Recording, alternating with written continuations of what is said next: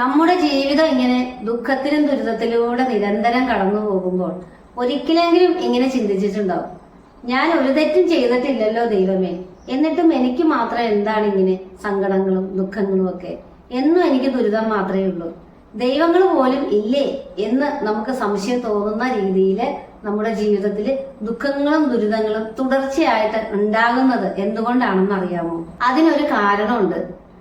നമ്മൾ എത്രയൊക്കെ പ്രാർത്ഥിച്ചാലും അതുപോലെ നമ്മുടെ ആഗ്രഹങ്ങളൊക്കെ സമർപ്പിച്ച് എത്രയൊക്കെ കൃത്യമായിട്ട് മാനിഫെസ്റ്റ് ചെയ്താലും നമ്മൾ അനുഭവിക്കാനുള്ള ദുരിതങ്ങൾ അനുഭവിച്ചേ തീരും. അത് ചിലർക്ക് മാത്രം കേട്ടോ. ഈ രണ്ട് കാര്യങ്ങൾക്കും കാരണമായിട്ടുള്ളത് നമ്മളെല്ലാം ജീവിതത്തിൽ അറിഞ്ഞോ അറിയാതെയോ ചെയ്തു പോകുന്ന ഈ ഒരു തെറ്റാണ്. ഞാൻ ഈ പറയുന്ന കാര്യങ്ങളൊന്ന് മനസ്സിലാക്കി വെക്കുകയാണെങ്കിൽ ഒരു പക്ഷേ ഇപ്പോൾ നല്ല ജീവിതത്തിൽ ആണ് ജീവിക്കുന്നതെങ്കിൽ പോലും നാളെ ഒരു ദുഃഖമോ ദുരിതമോ വരാതിരിക്കുവാനായിട്ട് നിങ്ങൾക്ക് ഉപകരിക്കും കേട്ടോ. സിനിമാ താരം മല്ലിക സുകുമാരൻ കർമ്മയെക്കുറിച്ച് വളരെ മനോഹരമായിട്ട് തന്നെ പറഞ്ഞിട്ടുണ്ട്. ഏതെങ്കിലുമൊക്കെ കണ്ണുകളിൽ നിന്ന് കണ്ണുനീര് ഒരു തെറ്റും ചെയ്യാതെ സാഹചര്യത്തിന്റെ സമ്മർദ്ദം കൊണ്ട് കണ്ണുനീര് വരികയോ ചെയ്തിട്ടുണ്ടെങ്കിൽ ആ കണ്ണുനീരൊന്നും ആരെയും വെറുതെ വിടില്ല. അതൊരു സത്യമാണ്. അത് ഈ ലോക സത്യമാണത്. ഇന്നല്ലെങ്കിൽ നാളെ അത് തിരിഞ്ഞടിക്കും. നമ്മൾ ചെയ്യുന്നതിന്റെ കർമ്മഫലം ആകണമെന്നില്ല കേട്ടോ നമ്മൾ അനുഭവിക്കുന്നത്. ഒരു പക്ഷേ നമ്മൾ ഒരു തെറ്റും ചെയ്യുന്നുണ്ടാവില്ല, ജീവിതത്തില് നന്മകൾ മാത്രമായിരിക്കും ചെയ്യുന്നത്, മറ്റുള്ളവരെ സഹായിക്കുന്നുണ്ടാവും, മറ്റുള്ളവരോട് സ്നേഹത്തോടെ ഇടപഴകുന്നുണ്ടാവും. എന്നാലും നമ്മുടെ ജീവിതത്തിൽ നമ്മൾ പ്രതീക്ഷിക്കാത്തതായിട്ടുള്ള ദുഃഖങ്ങളും ദുരിതങ്ങളും വരുന്നു. നമ്മൾ ആഗ്രഹിക്കുന്നത് പോലെ ഈ ജീവിതം നമുക്ക് മുന്നോട്ട് കൊണ്ടുപോകാൻ സാധിക്കുന്നില്ല എങ്കിൽ അതിന്റെ അർത്ഥം അത് കർമ്മഫലം കൊണ്ട് തന്നെയാണെന്നാണ്. അത് നമ്മുടെ കർമ്മഫലമാകണമെന്നില്ല. ഒരു പക്ഷേ നമ്മുടെ മാതാപിതാക്കളുടെയോ പൂർവികരുടെയോ ഒക്കെ കർമ്മഫലം കൊണ്ടുകൂടി ആകാട്ടോ നമ്മൾ അനുഭവിക്കുന്ന ദുഃഖങ്ങളും ദുരിതങ്ങളും ഒക്കെ. നമുക്കെല്ലാം നമ്മുടെ മാതാപിതാക്കന്മാര് നല്ലവരായിരിക്കുമല്ലേ? അവരുടെ ജീവിതം നമ്മുടെ കണ്ണിലൂടെ നോക്കുമ്പോൾ യാതൊരുവിധ തെറ്റുകുറ്റങ്ങളും ഇല്ലാത്തതായിട്ടൊക്കെ നമുക്ക് തോന്നും.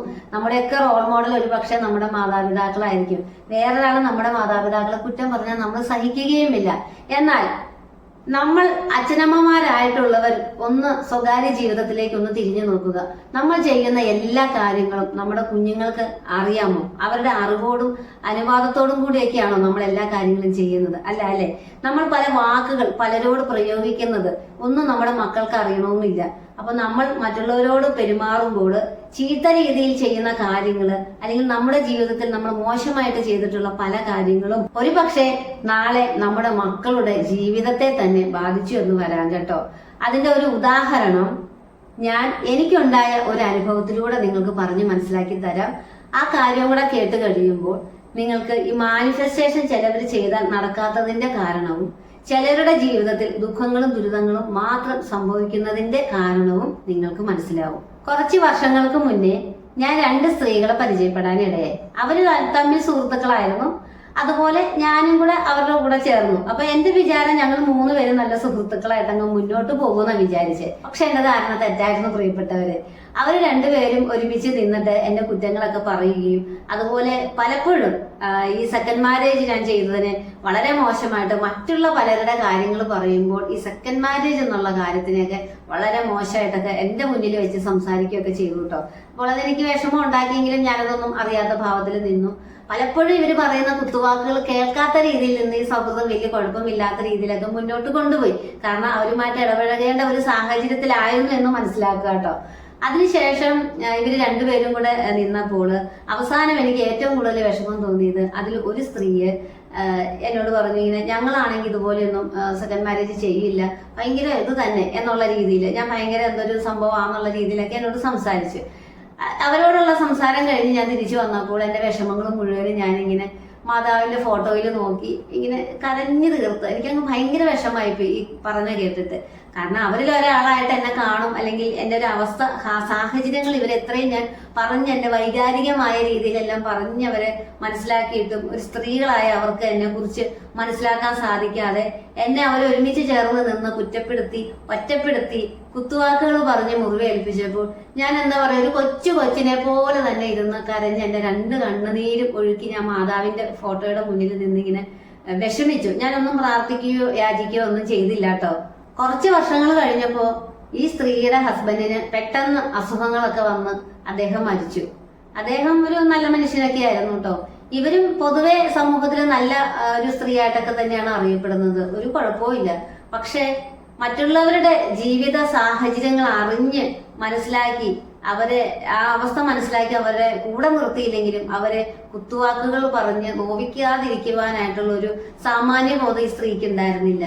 ഈ 2 കുഞ്ഞുങ്ങൾ അനാഥ കുഞ്ഞുങ്ങളായി ചികിത്സയ്ക്കായിട്ടൊക്കെ ഒരുപാട് പേരുടെ അടുത്തുനിന്ന് പണം വാങ്ങിക്കേണ്ടി വന്നു. ഇപ്പോൾ ഉപജീവനത്തിനായിട്ട് കുടുംബം പുലർത്താൻ മക്കളെ വളർത്തുവാൻ വേണ്ടിയിട്ട് ഇവര് പല കാര്യങ്ങളും എന്നെ കുത്തി വേദനിപ്പിച്ചൊരു സ്ത്രീയാണ്. അവരിപ്പോൾ മറ്റ് പുരുഷന്മാരും ഒക്കെ ആയിട്ട് ഇടപഴകി അവരുടെ വരുമാന മാർഗത്തിനാണ് കേട്ടോ, മറ്റുള്ള പുരുഷന്മാരും ഒക്കെ ആയിട്ട് ഇടപഴകേണ്ട ഒരു വരുമാന മാർഗം തന്നെ തിരഞ്ഞെടുത്ത് അവരിപ്പോൾ ജീവിക്കുന്നുണ്ട്. അപ്പോൾ ഇതിൽ നിന്ന് എനിക്ക് മനസ്സിലായ കാര്യം, ഇതിൽ നിന്നല്ല പല കാര്യങ്ങളും ഉണ്ട്. ഞാൻ പലരുടെയും ജീവിത കാര്യങ്ങൾ നിരീക്ഷിച്ചപ്പോൾ എനിക്ക് മനസ്സിലായിട്ടുള്ള കാര്യങ്ങൾ, പലരുടെ അനുഭവങ്ങൾ പറഞ്ഞു കേട്ടിട്ടുള്ള കാര്യങ്ങളിൽ നിന്നൊക്കെ മനസ്സിലായിട്ടുള്ളത് കർമ്മ എന്നൊന്നുണ്ട് കേട്ടോ. അതായത് നമ്മൾ ഒരു മോശം സാഹചര്യത്തിലായിരിക്കുന്നവരെ അവരെ നമ്മൾ സഹായിച്ചില്ലെങ്കിൽ പോലും വേണ്ടില്ല, അവരെ അങ്ങോട്ട് ചെന്ന് കുത്തി മുറിവേൽപ്പിക്കാതിരിക്കുക. നമ്മൾ കുറച്ച് മനുഷ്യത്വം ഉള്ളവരായിട്ടിരിക്കണം. നമ്മുടെ മനുഷ്യത്വം കാണിക്കാനായിട്ടേ നമ്മൾ ആർക്കും വാരിക്കോരി ദാനം ചെയ്യുകയൊന്നും വേണ്ട. ഇങ്ങനെയുള്ള ഒരു സാഹചര്യങ്ങളൊക്കെ വരുമ്പോൾ അവരെ മുറിവേൽപ്പിക്കാതിരിക്കുക.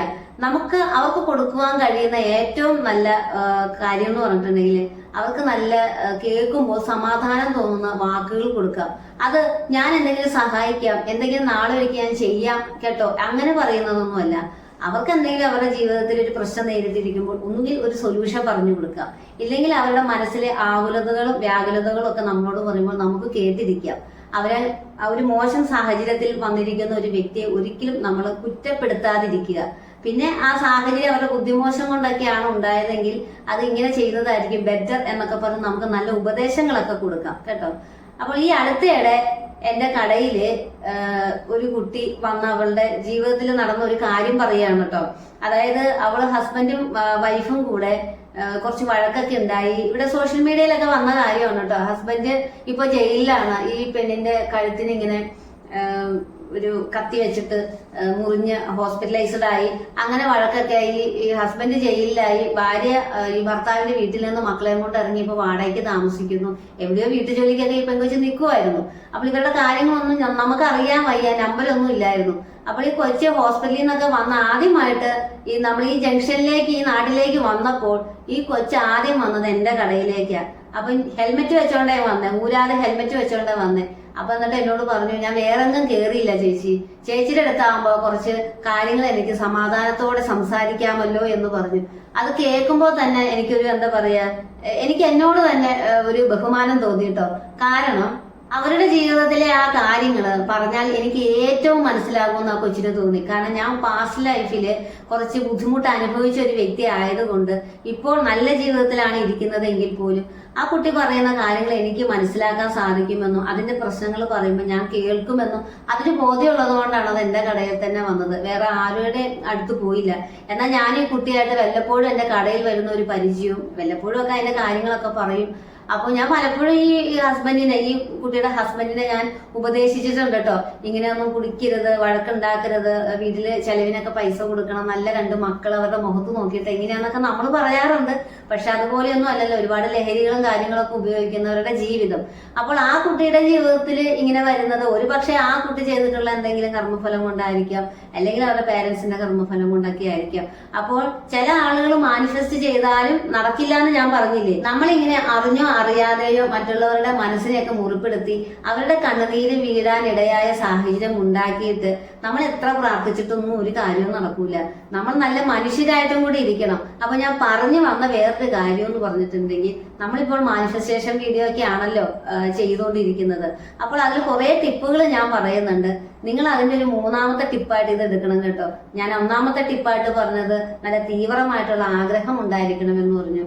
2ാമത് ഞാൻ പറഞ്ഞു അനാവശ്യ ചിന്തകളൊക്കെ ഒഴിവാക്കി നമുക്ക് എന്ത് ആഗ്രഹമാണോ നേടിയെടുക്കേണ്ടത് ആ കാര്യത്തെക്കുറിച്ച് മാത്രം നിരന്തരം ഇങ്ങനെ തുടർച്ചയായിട്ട് ചിന്തിച്ചുകൊണ്ടിരിക്കണം. അതങ്ങനെ ചിന്തിക്കാനുള്ള ടിപ്പുകളൊക്കെ ഞാൻ 2ാമത്തെ വീഡിയോയിൽ പറഞ്ഞു. 3ാമത്തെ വീഡിയോയിൽ, അതായത് ഇന്ന് ഞാൻ പറയുന്ന കാര്യം, നമ്മൾ നല്ല മനുഷ്യരും കൂടെ ആയിട്ടിരിക്കണം കേട്ടോ. കുറെ ഈശ്വര വിശ്വാസികളോ അമ്പലങ്ങളും പള്ളികളും ഒക്കെ കയറി ഇറങ്ങി നടക്കണവരോ ഒന്നും ആകണമെന്നില്ല കേട്ടോ.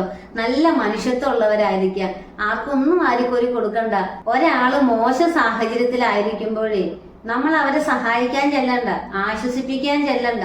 പക്ഷെ അവരെ പിന്നെയും അവരുടെ ആ മുറിവേറ്റ് നിൽക്കുന്ന അവരുടെ മനസ്സിലേക്ക് ആഴത്തിലുള്ള മുറിവുകൾ വീണ്ടും ഉണ്ടാക്കുന്ന രീതിയിൽ പിന്നെയും അവരോട് കഠിനമായ വാക്കുകൾ പറഞ്ഞ് പരിഹസിക്കാതെ എങ്കിലും ഇരിക്കണം കേട്ടോ. അവര് നമ്മളോട് സഹായം അഭ്യർത്ഥിച്ച് ചിലപ്പോൾ വന്നാൽ നമുക്ക് സഹായിക്കാൻ കഴിയില്ലെങ്കിൽ എന്തെങ്കിലും പറഞ്ഞു ഒഴിയുക. എന്നാലും അവരുടെ ആ സാഹചര്യത്തെ നമ്മൾ മോശമായി കണ്ടുകൊണ്ട് അവരെ മോശമായി കണ്ടുകൊണ്ട് അവരെ വേദനിപ്പിക്കാതിരിക്കുക കേട്ടോ. അപ്പോൾ പരമാവധി ഇതുപോലുള്ള സാഹചര്യങ്ങളിലൊന്നും അങ്ങോട്ട് ചെന്ന് ചൊറിയാതിരിക്കുക. ചില ആൾക്കാർക്കുള്ള ഇതാണ് നമ്മളെല്ലാം തികഞ്ഞവരാണെന്നുള്ളൊരു ചിന്ത.